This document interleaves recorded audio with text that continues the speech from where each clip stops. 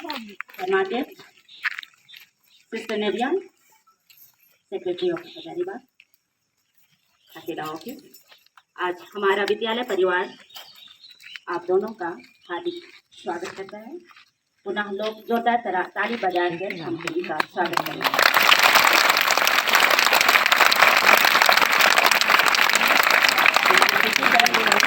हमारे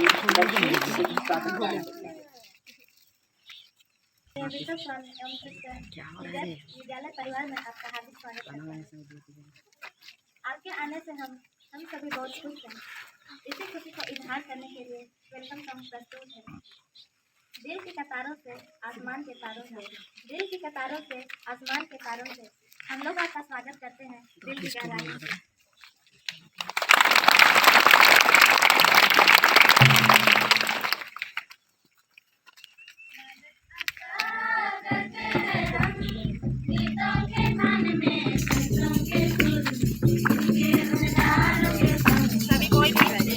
सभी कोई भी ताली बजाएंगे।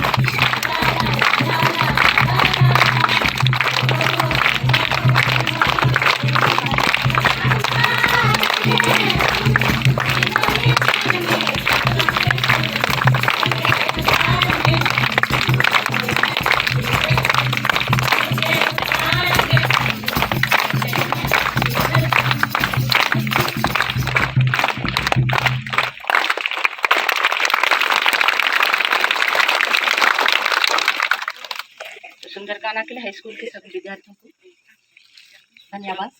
और अभी प्राइमरी से भी बच्चे बहुत उत्सुक है, खुश है,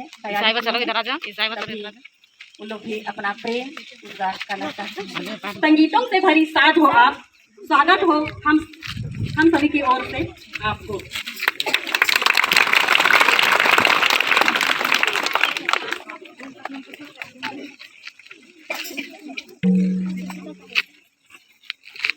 स्कूल के प्रांगण में आई गए खुशियारी, स्कूल के प्रांगण में आई गए खुशियारी। हमारा खुश से चमकेला, हमारी से चमकेला। संगीतों से भरी साज हो आप, स्वागत हो हम सभी की ओर से आपको।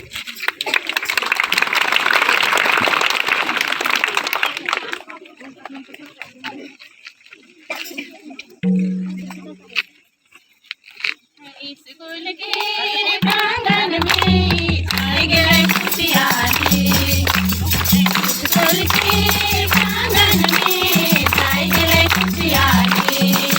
हमारा खुश से चमकेला, हमारी से चमकेला, हमारा खुश से चमकेला।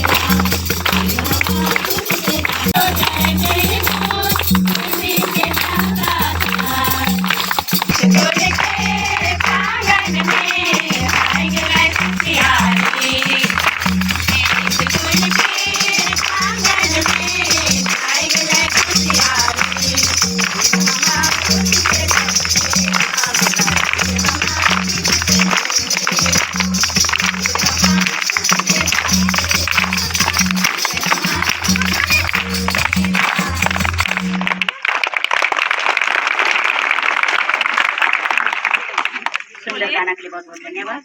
हम लोग अभी हमारे बिशप शाम से हम लोग 2 शब्द सुनेंगे।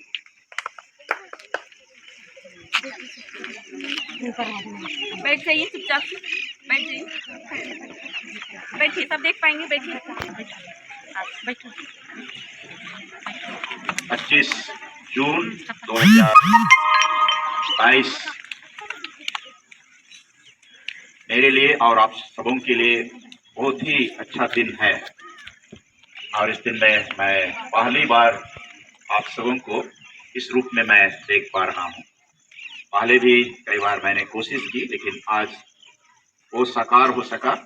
और इसलिए मैं हमारे पुरोहितों को और सुमन और सुबल, हमारे हेडमिस्ट्रेस और सभी सिस्टरों को, प्राइमरी सेक्शन की पूर्व हेडमिस्ट्रेस शांता, सिस्टर शांता, और अभी वर्तमान की सिस्टर अनीता, हाई स्कूल की सिस्टर मिस्ट्रेस अनीता, अनूप, और इसको इस रूप में जो हम लोग स्वागत करते हैं, दुनिया के अन्य देशों के लोग बहुत पसंद करते हैं। इस तरह का सुंदर स्वागत का तरीका उन्हें बेहद पसंद है। और यहाँ जो हम लोग रहते हैं, स्वयं हम लोग को भी अच्छा लगता है, इसलिए इसको हम लोग को बनाए रखने की आवश्यकता है। आज ज़्यादा मैं नहीं बोलूँगा, थोड़े ही शब्दों में ही सही, लेकिन आज आपको मैं इस रूप में संबोधित करूँगा कि आप ही भावी परिवार से पूरे देश को संभालना है। और सर्वत्र आप सबों को एक गुणवान, होनहार, गुणवान और बुद्धिमान व्यक्ति के रूप में, कुशल और ईमानदार व्यक्ति के रूप में आपको सामने आने की आवश्यकता है। और इसी रूप में विद्या या शिक्षा हमारे लिए आवश्यक है। मैंने कहा कि परिवार से लेकर के पूरे देश को संभालने के लिए शिक्षा की जरूरत है, और उसी को हम लोग आप लोगों को देने का प्रयास कर रहे हैं। इस क्षेत्र में आप सबों को देने का प्रयास कर रहे हैं। भारतवर्ष का मिशन भी है कि सबके सब साक्षरता को प्राप्त करें, सबके सब शिक्षित हो जाएं। इसलिए भारत देश के कई ऐसे कदम हैं जो सराहनीय हैं, लेकिन इसको गांव क्षेत्र तक, हम जैसे गांव तक उतारने के लिए हम सबों को और गंभीर रूप से काम करने की आवश्यकता है। शिक्षक और शिक्षिकाओं को और विद्यार्थियों को। और यहीं पर मैं आप सबों को सुधारना चाहता हूँ। तो हमारे विद्यार्थी अभी के तकनीकी विकास और अन्य संसाधनों के संचार के अन्य संसाधनों के कारण हम लोगों से कम उम्र में हम लोगों से बहुत कुछ जान चुके हैं, जो सबों के लिए उपयुक्त है। हमारे पवित्र बाइबल में जो प्रज्ञा एक ग्रंथ, एक किताब है, उसमें इस तरह लिखा हुआ है, अध्याय 1 में और वचन संख्या 4 और 5 में लिखा हुआ है। स्पष्ट इस प्रकार लिखा हुआ, प्रज्ञा उस आत्मा में प्रवेश नहीं करती जो बुराई की बातें सोचती है और उस शरीर में निवास नहीं करती जो पाप के अधीन है। क्योंकि उसका कारण है, क्योंकि शिक्षा प्रदान करने वाला पवित्र आत्मा, शिक्षा प्रदान करने वाला पवित्र आत्मा छल कपट से घृणा करता है। इसका मतलब क्या हुआ कि हम सबों को, प्रज्ञा का अर्थ है ज्ञान, विद्या या बुद्धि, इनको नहीं मिलेगा। इस तरह के व्यक्ति में नहीं प्रवेश करेगा जो बुराई की बातें सोचती है। अगर तुम बुराई सोचोगे तो तुम्हें सही प्रज्ञा प्रवेश नहीं करेगा। दूसरा यह भी कहा गया है कि अगर आप छल कपट करेंगे या छल कपट से आपका हृदय भरा हुआ है, बुद्धि भी या मन भी भरा हुआ है, तो विद्या प्रवेश नहीं करेगा।